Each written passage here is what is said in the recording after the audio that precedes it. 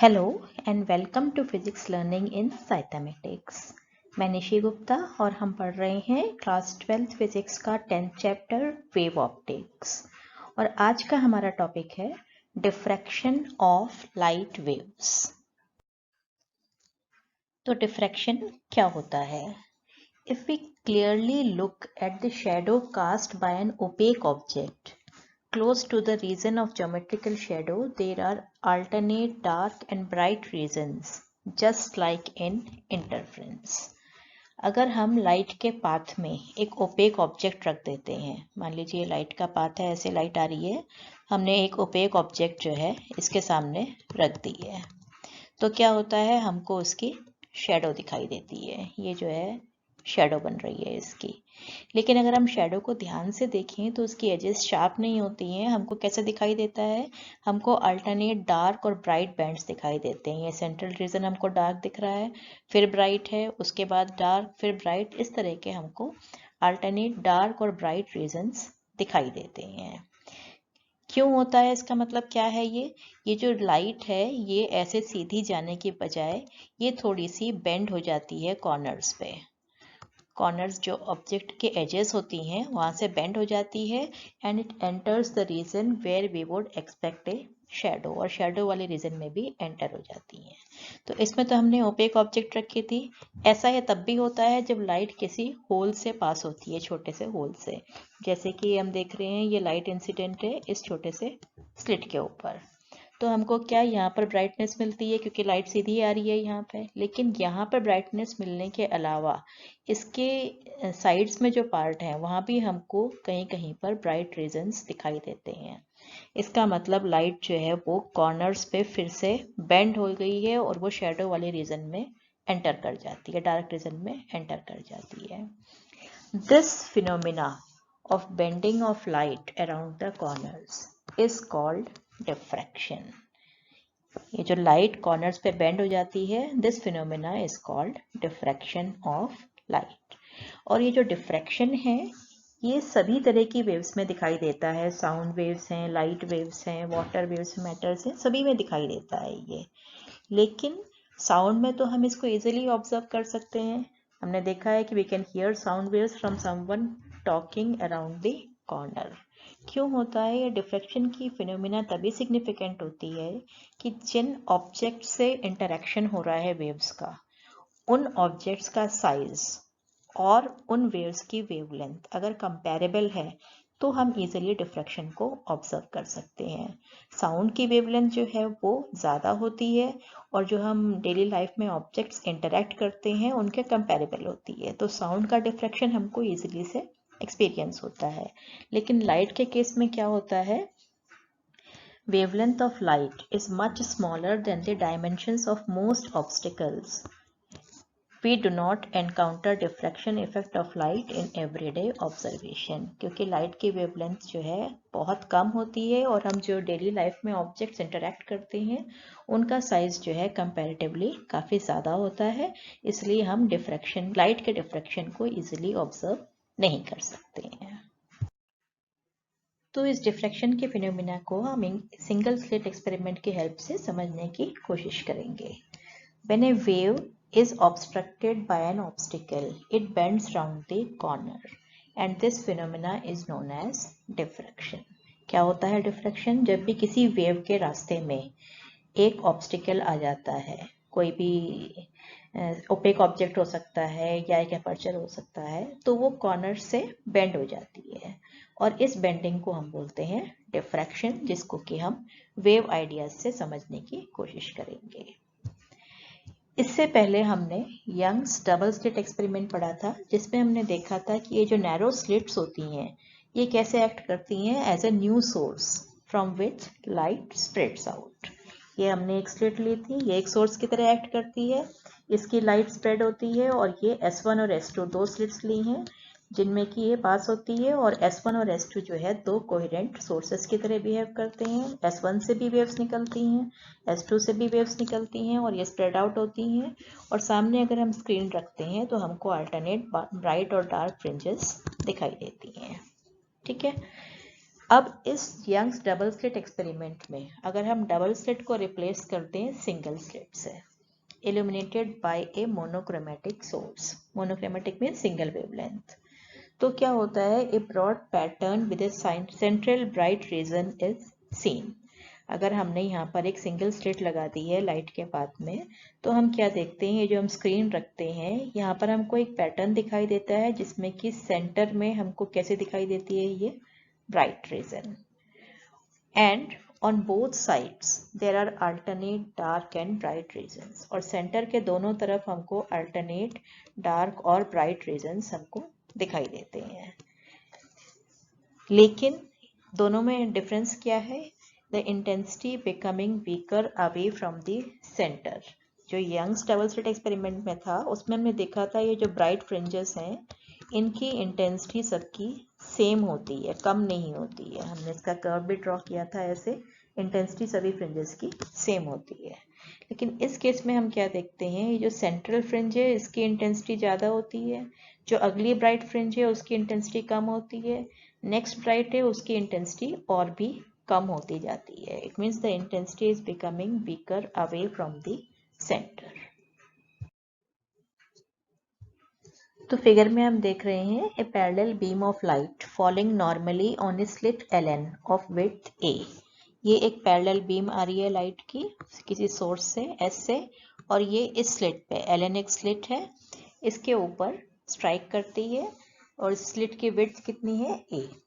The diffracted light goes on to meet a screen. इसके सामने हम बहुत दूर पे एक स्क्रीन रख देते हैं और जब ये लाइट इस स्लिट से पास होगी तो कॉर्नर्स पे बेंड होगी, यानी कि डिफ्रैक्शन होगा, और ये डिफ्रैक्टेड लाइट जो है वो स्क्रीन के डिफरेंट पॉइंट्स पर स्ट्राइक करती है। M is the mid point of the slit. ये हमने स्लिट का मिड पॉइंट ले लिया है M, और अगर हम इस पॉइंट से एक स्ट्रेट लाइन ड्रॉ करें, कैसे, perpendicular to the plane of the slits Ln, इसके परपेंडिकुलर हम एक लाइन ड्रॉ करें, then it meets the screen at C। तो ये C पर जाकर मिलती है स्क्रीन पर। तो C क्या है, उसका पैटर्न का हमारा सेंटर है। अब हमको इंटेंसिटी निकालनी है किसी आर्बिट्रेरी पॉइंट P पर। P कोई आर्बिट्रेरी पॉइंट है जिस पे हमको इंटेंसिटी निकालनी है कि लाइट की कितनी होगी। Straight lines joining P to different points L, M, N, etc. can be treated as parallel, making an angle theta with the normal MC। अब ये P पॉइंट पे जो लाइट पहुंच रही है वो इस स्लिट के डिफरेंट पॉइंट से आ रही है, L, M, N, इन सभी पॉइंट से जो है लाइट आ रही है, और क्योंकि स्क्रीन बहुत दूर रखी हुई है तो हम ये मानते हैं कि ये पैरेलल रेज जा रही हैं P पॉइंट पर, ये सब रेज पैरेलल हैं, और ये MC से थीटा एंगल पे जा रही है, यानी कि सभी का एंगल थीटा है। ठीक है, अब हमें करना क्या है, the basic idea is to divide the slit into smaller parts and add their contributions at P with proper phase difference. ये पॉइंट समझने का है इसमें कि जो है ये इंटरफ्रेंस और डिफ्रैक्शन में क्या डिफरेंस है। इंटरफ्रेंस में क्या लिया था हमने, दो स्लिट्स ली थी S1 और S2। एक वेव फ्रंट जो है स्लिट S1 से जा रहा है और एक S2 से जा रहा है, और सामने हम स्क्रीन रखते हैं तो S1 से जो वेव्स जा रही हैं, S2 से जो वेव्स जा रही हैं, उनका हम पार्ट डिफरेंस निकालते हैं और अकॉर्डिंगली हम इंटेंसिटी निकाल लेते हैं। लेकिन इसमें क्या है, हमारे पास एक ही स्लिट है ये। ठीक है, तो ये जो वेव इस पे पहुंच रही है स्लिट पे, ये हमारे पास स्लिट है LM, इस पे जो वेव स्ट्राइक कर रही हैं, एक वेव फ्रंट बन रहा है ये LM प्लेन वेव फ्रंट। इसके जो डिफरेंट पॉइंट्स हैं इस वेव फ्रंट के, इनसे सेकेंडरी वेव्स निकल रही हैं। हमने हाइगन्स प्रिंसिपल में पढ़ा था कि every point of the wave front behaves like a source of secondary wavelets. तो इन सभी से सेकेंडरी वेवलेट्स निकल रही हैं, और जो हमने स्क्रीन रखा है उस स्क्रीन के किसी पॉइंट पे ये सारी वेवलेट्स जो है पहुंच रही हैं, डिफरेंट डिफरेंट पॉइंट से जो है वेवलेट्स जा रही हैं। तो ये जो वेवलेट्स डिफरेंट पॉइंट से आ रही हैं, ये P पॉइंट पर जब पहुंचती हैं तो ये किस फेज में पहुंचती हैं, उनमें क्या फेज डिफरेंस है, उसके अकॉर्डिंग P की इंटेंसिटी जो है, P पॉइंट पे इंटेंसिटी हम निकाल सकते हैं। यानी कि यंग्स डबल स्लिट एक्सपेरिमेंट में हमने दो प्राइमरी वेव्स ली प्राइमरी वेव फ्रंट्स लिए थे। S1 से एक प्राइमरी वेव फ्रंट है और S2 से एक प्राइमरी वेव फ्रंट है, वो दोनों सुपर इम्पोज कर रहे हैं, जिसकी वजह से हमको पैटर्न दिखाई दे रहा है। इसमें हमको एक ही वेव फ्रंट से जो सेकेंडरी वेवलेट्स निकल रही हैं उनमें सुपरपोजिशन हो रहा है, जिसकी वजह से हमको डिफ्रैक्शन पैटर्न दिखाई दे रहा है। तो हम इस सिंगल स्लिट LM को नंबर ऑफ स्लिट्स में डिवाइड कर सकते हैं, कितनी भी स्लिट्स में डिवाइड कर सकते हैं, और उन स्लिट्स से कंट्रीब्यूशन हमको P पॉइंट पर निकालना है। ठीक है, we are treating different parts of the wave front as the slits as secondary sources. Because the incoming wavefront is parallel to the plane of the slit, these sources are all in phases. ये जो LM है इसमें बहुत सारे source बन रहे हैं, क्योंकि हम बहुत छोटी छोटी स्लिट्स बना सकते हैं इसमें, और ये सारे सोर्सेस सेम फेज में हैं। सेम फेज में क्यों है? क्योंकि यहाँ पर एक पैरेलल, ये जो प्लेन वेव फ्रंट आ रहा है, और ये प्लेन वेव फ्रंट कैसे है? स्लिट के प्लेन के पैरेलल है। वेव फ्रंट ऐसे आ रहा है ये, और वेव फ्रंट के क्या होता है? Locus of all points in same phase. तो LM के सारे पॉइंट्स जो हैं वो सब सेम फेज में होंगे।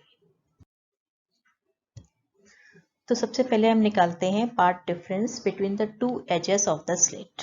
कैसे निकालेंगे? जैसे हमने यंग्स एक्सपेरिमेंट में निकाला है। ये जो एजेस हैं L और N, इससे जो वेव्स पहुंच रही हैं P तक, उनका पार्ट डिफरेंस कितना होगा? L से जो वेव जा रही है LP डिस्टेंस ट्रेवल करेगी, N से जो वेव जा रही है NP डिस्टेंस ट्रेवल करेगी। तो पार्ट डिफरेंस कितना हो गया? NP minus LP। इसको निकालने के लिए हम ये LQ परपेंडिकुलर ड्रॉ कर लेते हैं। LQ is perpendicular to NP। ये सारी वेव्स पैरेलल जा रही हैं किस एंगल पे? थीटा एंगल पे।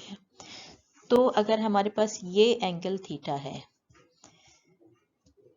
तो हम निकाल सकते हैं कि ये एंगल NLQ ये भी थीटा ही होगा। कैसे निकाल सकते हैं? ये एंगल हमारे पास थीटा है, और ये जो रे है L से जो जा रही है ये इसके परपेंडिकुलर है ऐसे, तो ये एंगल कितना बचा हमारे पास? 90 माइनस थीटा। अब इधर ये लाइन ऐसे स्ट्रेट जा रही है, और ये LN परपेंडिकुलर है इसके, तो ये जो एंगल बचेगा ये भी थीटा होगा। तो NQ निकालने के लिए, यानी इनके बीच का पार्ट डिफरेंस जो कि NQ होगा, उसके लिए हम ये ट्रिग्नोमेट्री यूज कर सकते हैं, साइन थीटा की वैल्यू निकाल सकते हैं। हमको निकालना है this is equal to NQ। कैसे निकालेंगे? अगर हम ये ट्राइंगल लें, ट्राइंगल LNQ, इससे साइन थीटा लिखें, तो साइन थीटा कितना होगा? NQ upon LN। यहाँ हम लिख सकते हैं NQ अपॉन LN कितना है? A। इस स्लिट के विड्थ हमको गिवन है A, तो NQ कितना हो जाएगा? A sine theta. और अगर हम स्मॉल एंगल्स लेते हैं तो हम साइन थीटा को थीटा से रिप्लेस कर सकते हैं, तो पार्ट डिफरेंस कितना हो गया? A theta. यानी कि स्लिट के कोई भी दो पॉइंट्स जिनके बीच का डिस्टेंस A है, उनसे जो भी रेस थीटा एंगल पे जा रही हैं उनका पार्ट डिफरेंस A थीटा होगा। कि मेन पॉइंट समझने का है कि कोई भी दो पॉइंट्स का सेपरेशन जितना है, उससे थीटा एंगल पे जो रेस जा रही हैं उसका पार्ट डिफरेंस निकालने के लिए हम सेपरेशन को एंगल से मल्टीप्लाई कर देते हैं। ठीक है, तो इसी तरह से कोई भी दो पॉइंट्स लें हम M1 M2 स्लिट के प्लेन में, जिनका की सेपरेशन y है, और अगर वो थीटा एंगल पे, उससे हमको निकालना है पार्ट डिफरेंस कितना होगा। तो हम कैसे निकालेंगे? y थीटा, जो सेपरेशन है उसको एंगल से मल्टीप्लाई कर देंगे। ठीक है, तो स्क्रीन के डिफरेंट पॉइंट्स पर हमको इंटेंसिटी निकालने के लिए हम क्या करेंगे? हमको सम अप करना पड़ेगा the contribution from a large number of sources each with a different phase. तो ये जो LN पर बहुत सारे सोर्सेज बन रहे हैं, इनफाइनाइट नंबर ऑफ सोर्सेज, उन सब के कंट्रीब्यूशन को सम अप करना पड़ेगा, एड अप करना पड़ेगा। ठीक है, तो सबसे पहले हम सेंट्रल पॉइंट C की बात करते हैं। जो C पॉइंट है, for the central point the angle theta is 0। यानी कि सारी रेस कैसे जा रही हैं? जो LN के डिफरेंट पॉइंट से रेस जा रही हैं वो सब पैरेलल जा रही हैं। किस एंगल पे? MC के पैरेलल जा रही हैं। It means theta is equal to 0 angle पे जा रही हैं। 0 एंगल पे जा रही हैं, तो उनका पार्ट डिफरेंस कितना हो जाएगा? 0 हो जाएगा। पार्ट डिफरेंस कैसे निकालते हैं? सेपरेशन मल्टीप्लाइड बाय थीटा, और थीटा 0 है तो पार्ट डिफरेंस आपका 0 होगा। पार्ट डिफरेंस 0 होगा, then all parts of the slit will contribute in same phase. सब सेम फेज में पहुंचेंगे, यानी कि सी पर हमको मैक्सिमम इंटेंसिटी मिलेगी। जो सेंटर होगा वहां पर हमको मैक्सिमम इंटेंसिटी मिलेगी। सेंट्रल मैक्सिमा बोलते हैं इसको हम, at theta is equal to 0। इसके अलावा हम जब एक्सपेरिमेंट से ऑब्जर्व करते हैं तो जो और मैक्सिमा मिलते हैं हमको सेंट्रल के अलावा, वो सब किस एंगल पे मिलते हैं, n+12 लैम्डा अपॉन a। और जो मिनिमा मिलते हैं वो किस एंगल पे मिलते हैं, n lambda upon a, where the value of n is ±1, 2 and 3, 0 नहीं रखनी है। ठीक है, यानी कि मैक्सिमा के लिए हमको एंगल्स कौन कौन से होंगे, n को 1 रखेंगे तो 3 lambda by 2a, then 5 lambda by 2a, then 7 lambda by 2a। इन सब एंगल्स पे हमको मैक्सिमा मिलता है। और मिनिमा किस पे मिलता है, n की जगह 1 रखेंगे तो lambda by a, then 2 lambda by a, 3 lambda by a। इन सब पे हमको मिनिमा मिलता है। सेंटर में मैक्सिमम और उसके दोनों साइड हमको अल्टरनेट मैक्सिमा और मिनिमा मिलता है, लेकिन कंडीशंस थोड़ी सी इंटरफ्रेंस से अलग होती है। इन कंडीशंस को स्टडी करते हैं कैसे होंगी। तो सबसे पहले मिनिमा की कंडीशन देखते हैं कि मिनिमा हमको कहाँ मिलता है, at theta is equal to n lambda by a। It means lambda by a, then 2 lambda by a, 3 lambda by a। इन सब पे हमको मिनिमा मिलता है। या हम कह सकते हैं पार्ट डिफरेंस कितना है, पार्ट डिफरेंस होता है a theta, path difference is equal to n lambda, that is lambda, 2 lambda, 3 lambda and so on. Interference का कंडीशन का जस्ट ऑपोजिट है। उसमें इन पार्ट डिफरेंस पे हमको क्या मिलता था, मैक्सिमा मिलता था, तो इन पे जो है मिनिमा मिलता है। तो क्यों होता है ऐसा, इसको स्टडी करते हैं। सबसे पहले हम लेते हैं पार्ट डिफरेंस लैम्डा, इस पे हमको मिनिमा क्यों मिल रहा है। First the angle theta such that the path difference is lambda, यानी कि ए थीटा लैम्डा है, थीटा कितना हो गया, लैम्डा अपॉन ए। तो ये जो हम एंगल देख रहे हैं, ये एंगल कितना है, that is equal to lambda upon a. Then divide the slit into 2 equal halves LM and MN each of size a/2। ये हमारी स्लिट है LN, इसका मिड पॉइंट ले लेते हैं M। तो हमने स्लिट को 2 पार्ट्स में डिवाइड कर दिया। एक स्लिट ये बन गई S1 और एक स्लिट ये बन गई S2। S1 की विड्थ कितनी है, a/2। इसी तरह से S2 की विड्थ कितनी है, a/2। यानी कि हमने इसको 2 इक्वल पार्ट्स में डिवाइड कर लिया। For every point M1 in LM, ये जो LM स्लिट है इसमें हम कोई भी पॉइंट लें, मान लीजिए हमने M1 एक पॉइंट लिया है, there is a point in M2 in MN, तो दूसरी स्लिट में M2 इसके कॉरेस्पॉन्डिंग पॉइंट एक ऐसा होगा such that M1 M2 is a/2। हर एक पॉइंट के कॉरेस्पॉन्डिंग एक पॉइंट होगा such that M1 M2 is equal to a/2। a/2 distance पे हर एक में एक पॉइंट होगा। जितने भी पॉइंट्स LM में हैं उसके कॉरेस्पॉन्डिंगली a/2 डिस्टेंस पे उतने ही पॉइंट्स दूसरे स्लिट्स MN में भी होंगे। यानी कि the path difference between M1 and M2 at P, M1 से जो रेस P पर जा रही हैं और M2 से जो रेस P पर जा रही हैं, उनका अगर हम पार्ट डिफरेंस निकालें तो पार्ट डिफरेंस कैसे निकालते हैं, that is equal to separation into angle। Separation कितना है इनका, a/2।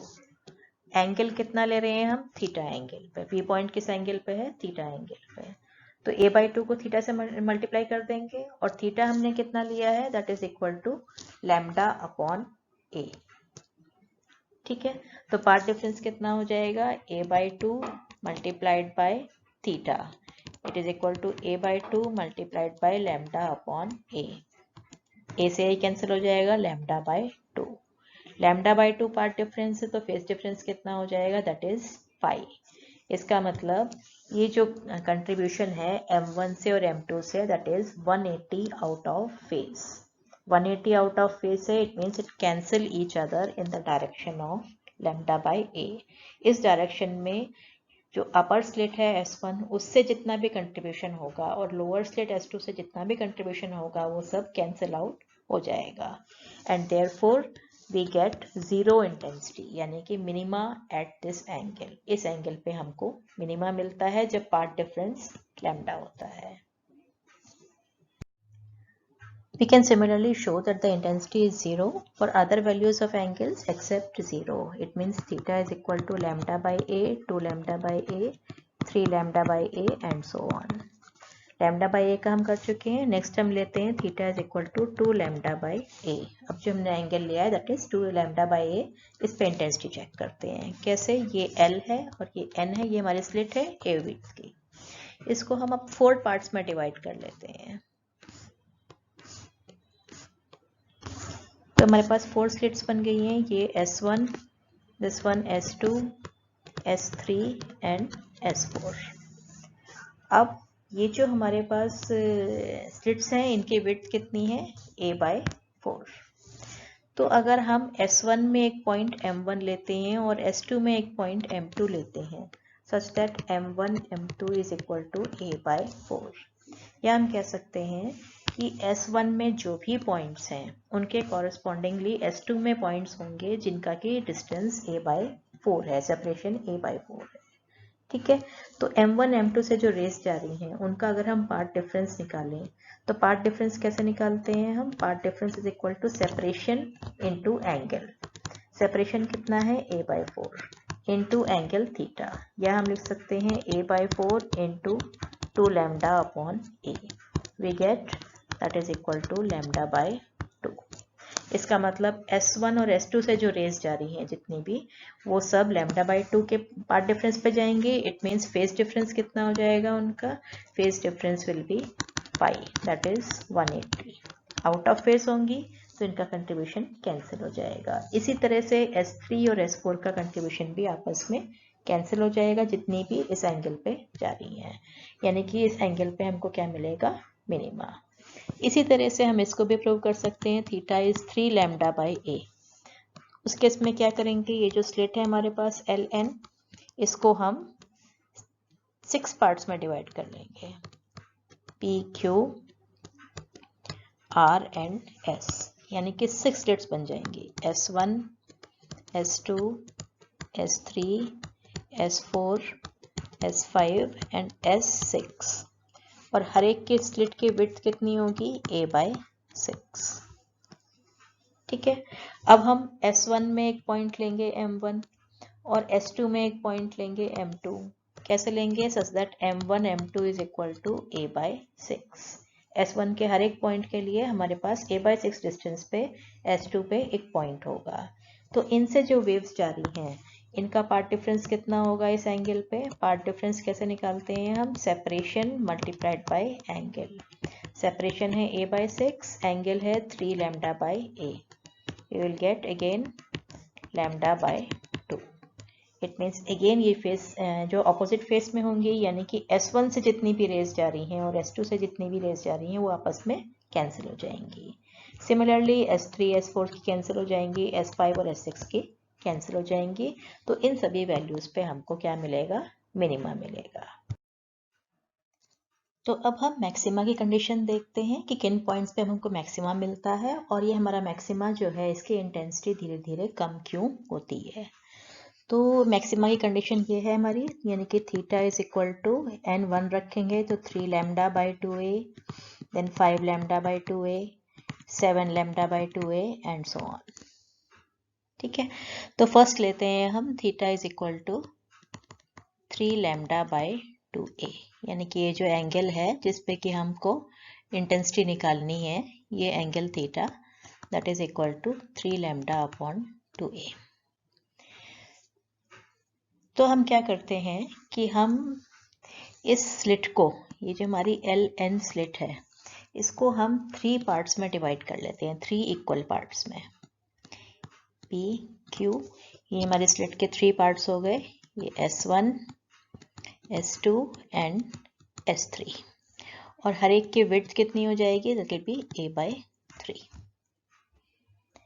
ठीक है, अब the first 2/3 of the slit can therefore be divided into 2 halves which have lambda by 2 part difference। यानी कि अगर हम जो ऊपर की 2 स्लिट्स हैं उनमें एक पॉइंट यहाँ पर लेते हैं M1 और M2 कॉरस्पॉन्डिंग पॉइंट जो है वो हम दूसरे स्लिट में लेते हैं। किस तरह से लेते हैं कि M1 M2 that is equal to A/2, इतना डिस्टेंस है इनके बीच का, सॉरी A/3 का डिस्टेंस है। यानी कि हम कह सकते हैं कि S1 के जितने भी पॉइंट्स हैं उनके कॉरस्पॉन्डिंगली A/3 सेपरेशन पे उतने ही पॉइंट्स S2 में होंगे। तो अगर हम इसका पार्ट डिफरेंस निकालें, M1 M2 का path difference of M1 M2 कैसे निकालते हैं? Separation is A/3 multiplied by angle is 3 lambda upon 2A। तो कितना मिलेगा हमको? ये A कैंसिल हो जाएगा, विल गेट λ/2।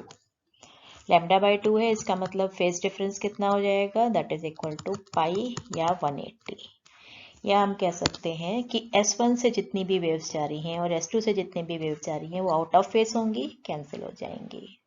ठीक है, तो हमारे पास क्या बचा? Only the contribution of S1। ये S1 स्लिट रह गई है, only the remaining 1/3 of the slit contributes to the intensity at a point between two minima। तो इस एंगल पे हमको सिर्फ S3 स्लिट यानी कि 1/3 कंट्रीब्यूशन मिल रहा है, और इसीलिए जो है this will be weaker than the central maxima where the entire slit contributes in phase। Centre पे हमने देखा था कि सारी स्लिट का कंट्रीब्यूशन मिल रहा था, जबकि जो फर्स्ट मैक्सिमा है सेंटर के बाद में, इसमें हमको सिर्फ 1/3 स्लिट का कंट्रीब्यूशन मिल रहा है। इसी तरह से अगर हम नेक्स्ट एंगल लेते हैं, theta is equal to 5 λ/2a, this theta is equal to 5 λ/2a। तो हमको क्या करना पड़ेगा? ये जो हमारी स्लिट है LN, इसको हमको 5 इक्वल पार्ट्स में डिवाइड करना पड़ेगा, P Q R S। तो हमारे पास स्लिट्स बन गई हैं ये S1 S2 S3 S4 और S5।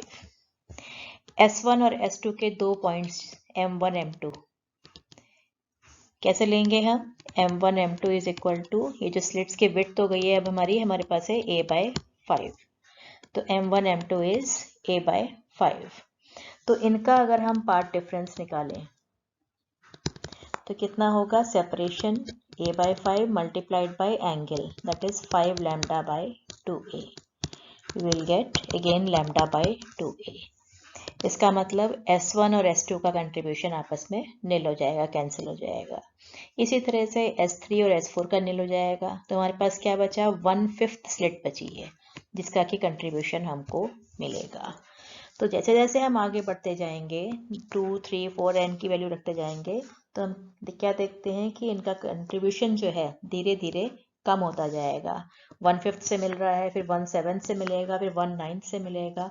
तो स्लिट का जो पार्ट कंट्रीब्यूट कर रहा है वो धीरे धीरे कम होता जाएगा, और इसीलिए जो है हमारी जो ब्राइट फ्रिंजेस मिलती हैं सेंट्रल के दोनों तरफ, उनकी इंटेंसिटी धीरे धीरे कम होती चली जाती है। तो नेक्स्ट हम निकालेंगे कि सेंट्रल जो मैक्सिमा बन रहा है हमारा, इसकी विड्थ क्या होगी, एंगुलर विड्थ भी और लीनियर विड्थ भी। अभी तक हमने देखा कि जो सेंट्रल मैक्सिमा बनता है वो कहाँ बनता है? थीटा इज इक्वल टू 0 पे, यानी कि जब लाइट की रेज ऐसे स्ट्रेट जा रही हैं तो सेंट्रल मैक्सिमा बनता है। जो दूसरे सेकेंडरी मैक्सिमा बनते हैं वो कहाँ बनते हैं? इन एंगल्स पे। कौन से एंगल्स होते हैं ये? Theta is equal to 3 λ/a/2a, 5 λ/2a and so on. और मिनिमा कहाँ बनते हैं? Lambda, theta is equal to n λ/a, it means theta is equal to λ/a, 2 λ/a, 3 λ/a and so on. यानी कि ये जो पहला मिनिमा बन रहा है ये, इसका एंगल जो है कितना होगा? ये this angle will be equal to λ/a। जो नेक्स्ट मिनिमा बन रहा है उसका एंगल कितना होगा? 2 λ/a।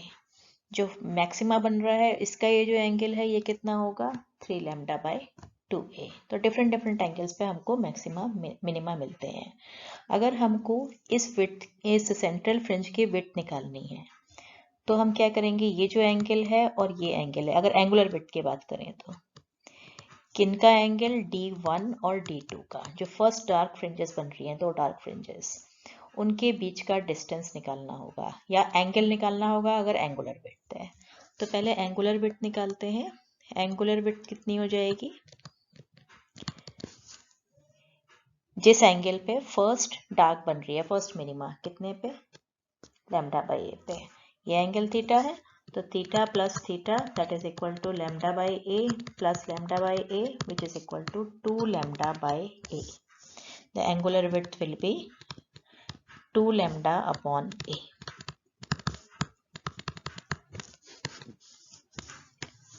ठीक है, लीनियर विड्थ निकालते हैं. लीनियर विड्थ क्या होगी, मान लीजिए स्क्रीन यहाँ पे रखी हुई है, ये स्क्रीन की पोजीशन है. ठीक है, तो ये जो डिस्टेंस d1 d2 का है, अगर हम इसको x ले लें तो ये लोअर वाला भी x होगा, तो लीनियर विड्थ कितनी हो जाएगी 2x, that is equal to 2x. अब इस x को कैसे निकालेंगे, अगर हमारे पास ये एंगल स्मॉल है तो हम थीटा को लिख सकते हैं tan theta which is equal to x upon d. d क्या है, स्क्रीन और स्लिट्स के बीच का डिस्टेंस, तो हम थीटा को लिख सकते हैं tan थीटा के टर्म्स में, it means x upon d, या हम x की जगह क्या लिख सकते हैं d थीटा, तो this can be written as 2d theta. It means 2d और थीटा कितना है हमारा फर्स्ट के लिए, lambda by A. Therefore the linear width of central maxima is 2d lambda by A. अगर हम बाकी फ्रिंजेस की विड्थ निकालेंगे तो उसकी विड्थ कम आएगी, इसकी विड्थ होगी डी लैम्डा अपॉन ए, डी लैम्डा अपॉन ए, लेकिन सेंट्रल वाले की जो विड्थ है वो बाकी फ्रिंजेस से डबल होती है. एक चीज हम और क्या देख रहे हैं, the angular size of the central maxima increases when the slit width decreases.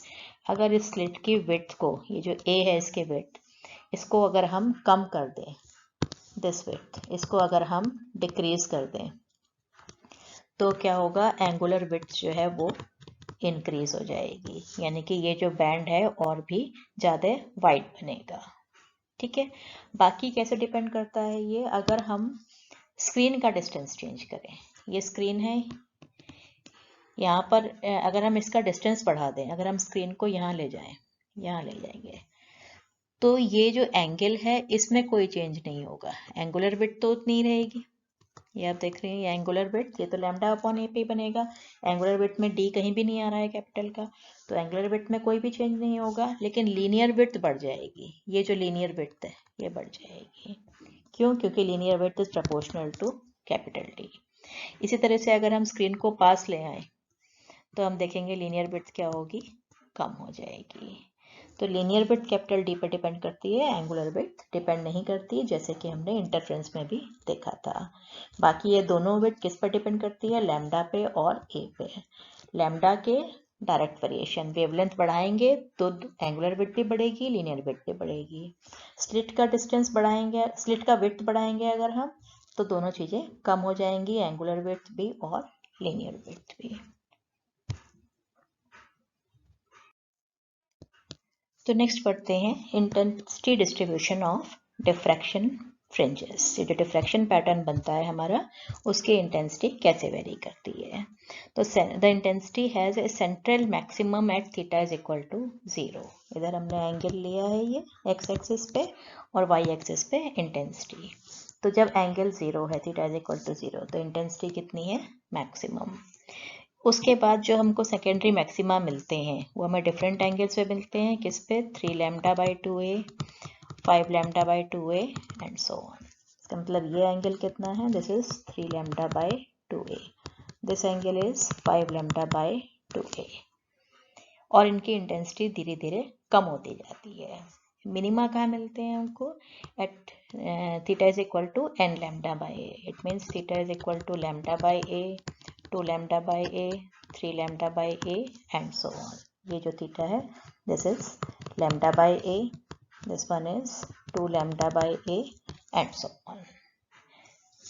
अगर हम विड्थ की बात करें तो सेंट्रल फ्रिंज की विड्थ जो है वो बाकी फ्रिंजेस से डबल होती है. इसकी अगर हम विड्थ देखेंगे तो बाकी की डबल होती है.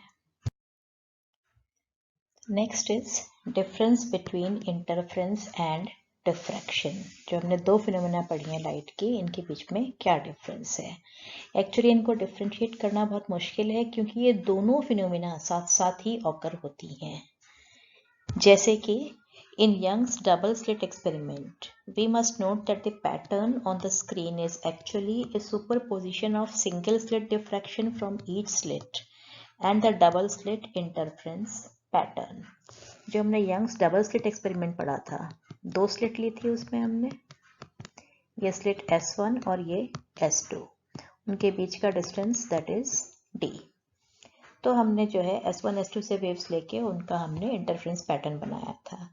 लेकिन जब लाइट इन स्लिट से पास होगी तो इनके कॉर्नर से भी बेंड होगी, स्लिट के कॉर्नर से, तो इस स्लिट का अपना एक डिफ्रेक्शन पैटर्न बनेगा, इसका भी अपना एक डिफ्रेक्शन पैटर्न बनेगा और साथ ही इंटरफेरेंस पैटर्न बनेगा इन दोनों स्लिट्स के कारण।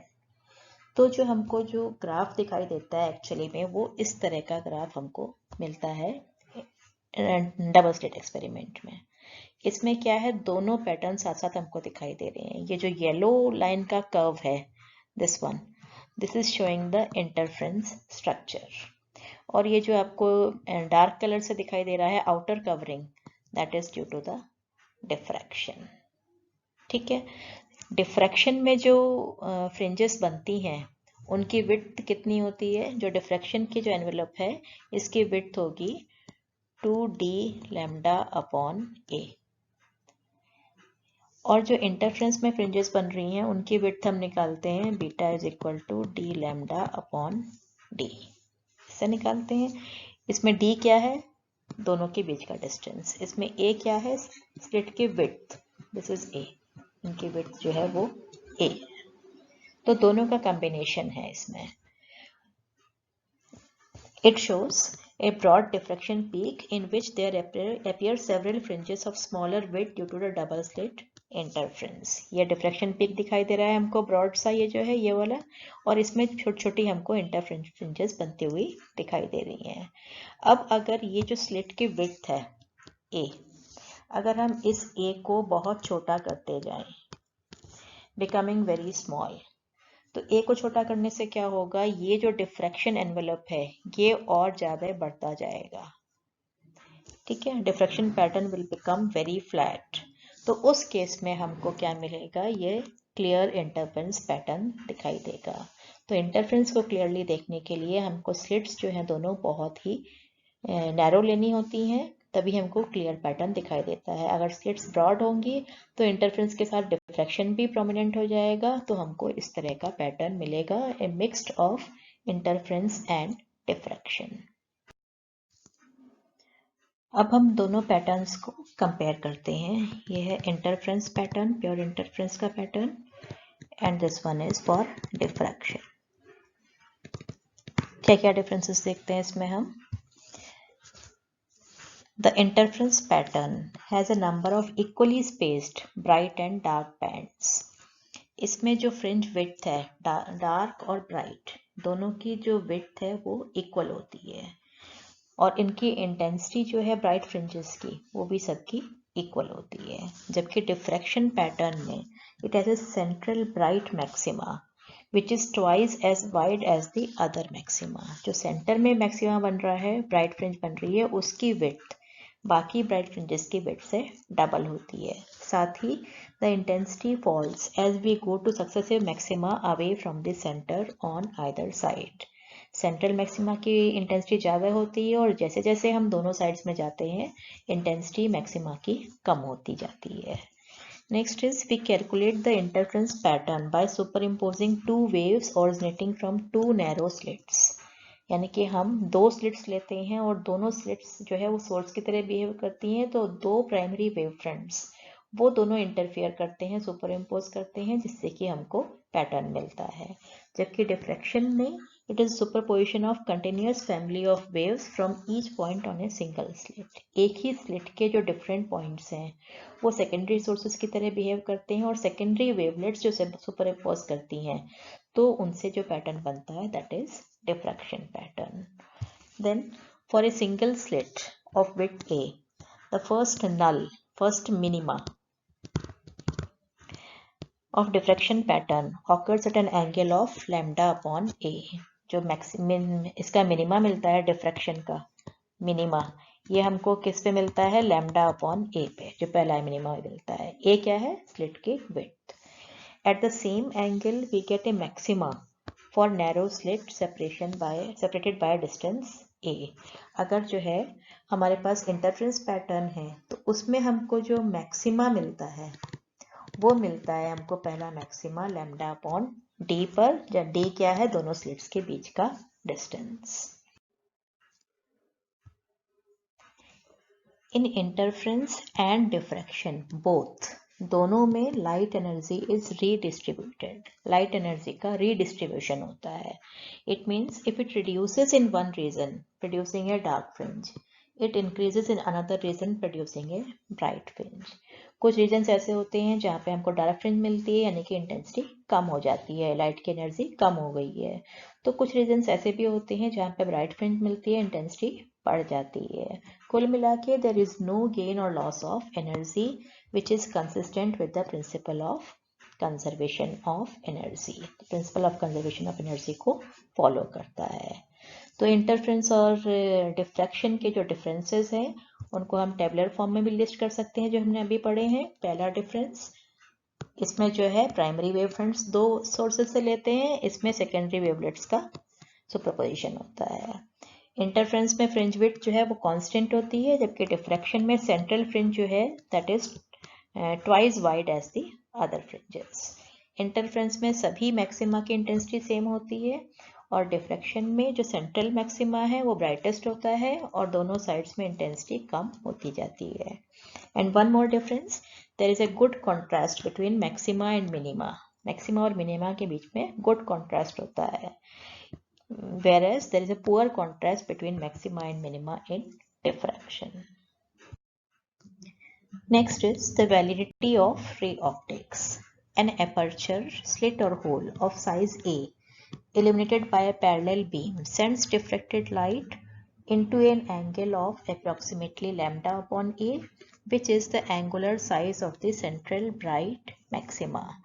अगर हमारे पास एक एपर्चर या स्लिट है जिसका साइज A है और इसके ऊपर एक लाइट की पैरेलल बीम आ रही है, तो ये जो बीम डिफ्रैक्शन के कारण स्प्रेड अप होती है, कितने एंगल पे होती है? Lambda upon A. ये जो एंगल है स्प्रेडिंग का that is lambda upon A, जो कि एंगुलर साइज भी कह सकते हैं हम सेंट्रल मैक्सिमा का, या हम कह सकते हैं जिस पर हमको फर्स्ट डार्क फ्रिंज मिल रही है, मिनिमा मिल रहा है. ठीक है. In travelling a distance Z, the diffracted beam therefore acquires a width Z lambda upon A due to diffraction. अब अगर हमने स्क्रीन यहाँ पे रखा हुआ है जिसका कि स्लिट से डिस्टेंस जो है वो Z है, तो ये जो लाइट है जो स्लिट से आ रही है वो इतनी स्प्रेड अप हो गई है, इतनी फैल गई है डिफ्रैक्शन के कारण. अगर ये डिस्टेंस x है तो हम x निकाल सकते हैं. x is equal to Z tan theta Z theta that is equal to Z lambda upon A. Z distance travel करने में ये लाइट जो है इतना डिस्टेंस जो है वो स्प्रेड अप हो गई है. ठीक है. To find at what value of Z the spreading due to diffraction becomes comparable to the size of the aperture. अब इस डिस्टेंस को अगर हम चेंज करेंगे तो x की वैल्यू चेंज होगी, स्प्रेडिंग चेंज होगी, तो हम एक पर्टिकुलर डिस्टेंस निकाल सकते हैं जिसपे कि स्प्रेडिंग जो है वो A के इक्वल हो जाए, एपर्चर के साइज के कंपेरेबल हो जाए, यानी कि हम Z लैम्डा अपॉन A को A से इक्वेट कर दें. ठीक है. तो ये हमको क्या डिस्टेंस मिलती है? This gives the distance beyond which the divergence of the beam becomes significant. तो इतने डिस्टेंस के बाद जो स्प्रेडिंग है वो सिग्निफिकेंट हो जाएगी, या हम कह सकते हैं डिफ्रैक्शन इफेक्ट जो है वो सिग्निफिकेंट हो जाएगा. तो इक्वेट करते हैं इसको, Z lambda upon A is equal to A, we get Z is equal to A square upon lambda. तो इसका क्या सिग्निफिकेंस है? We define a quantity ZF called the Fresnel's distance by the following equation. ZF is equal to A square upon lambda. Significance ये है इसका कि this shows that for distances much smaller than ZF, अगर हम जो है observe कर रहे हैं स्क्रीन पर पैटर्न को जिसका कि डिस्टेंस, स्क्रीन का डिस्टेंस जो है वो ZF से कम है, then the spreading due to diffraction is very small as compared to the size of the beam. and it becomes comparable only when the distance is approximately ZF. ZF पर ही जो diffraction है वो comparable होता है size के beam के size से, या हम कह सकते हैं कि वो सिग्निफिकेंट होता है. And for distances much greater than ZF, ZF से अगर बहुत ज़्यादा डिस्टेंस लेते हैं तो spreading due to diffraction dominates, क्योंकि हम डिस्टेंस जितना बढ़ाएंगे स्क्रीन का स्प्रेडिंग उतनी ही बढ़ती जाएगी. The spreading dominates due to the ray optics, that is the size of the aperture. ये aperture के साइज से ज़्यादा होती जाएगी. क्या शो करता है कि ये ZF डिस्टेंस, अगर ZF डिस्टेंस से कम पर हम ऑब्जर्व कर रहे हैं तो हमको डिफ्रैक्शन इफेक्ट प्रोमिनेंट नहीं दिखाई देगा, यानी कि रे ऑप्टिक्स वैलिड है.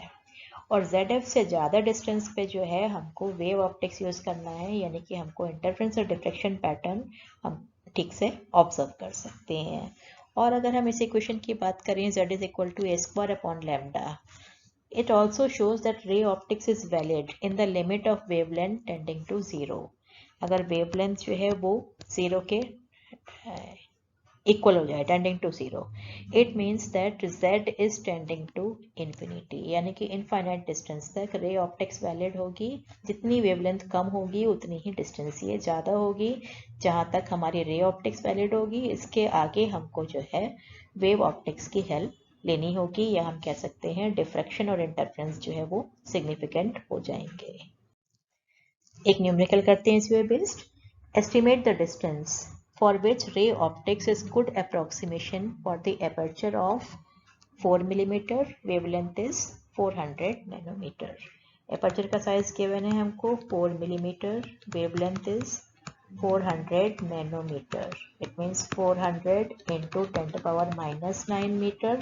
This one is 4 into 10 to the power minus 3 meter. हमको निकालना है किस डिस्टेंस तक ray optics is good approximation, it means Fresnel's distance निकालना है. a² upon lambda 4 into 10 to power minus 3 का square upon 400 into 10 to power minus 9, या हम लिख सकते हैं 4 into 4 into 10 to power minus 6 upon 4 into 10 to power minus 7, which gives 40 meter. It means 40 meters तक diffraction prominent नहीं होगा, या हम कह सकते हैं रे optics is a good approximation. और इसके आगे जो है डिफ्रैक्शन या स्प्रेडिंग जो है वो प्रोमिनेंट होगी. तो आज के लिए इतना ही, मिलते हैं नेक्स्ट टर्न पे. तब तक के लिए bye, thank you, happy learning.